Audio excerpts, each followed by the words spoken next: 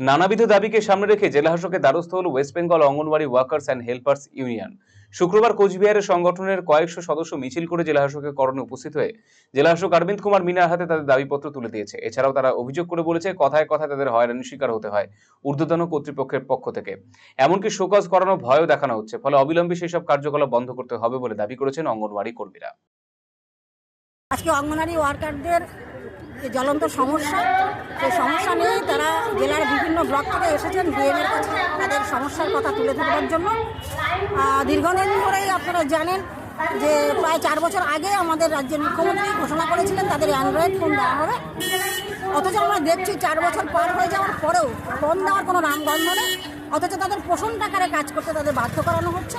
ফলে অবিলম্বে তাদের এই অ্যান্ড্রয়েড ফোন দেওয়ার ব্যবস্থা করতে হবে এবং কথায় কথায় কর্মচারীদের কর্মীদের উপর যে হয়রানি এবং তারা ঠিক মতন কাজ করতে না পারলে তাদেরকে যখন তখন শোকজ করার ভয় তাদের দেখানো হচ্ছে।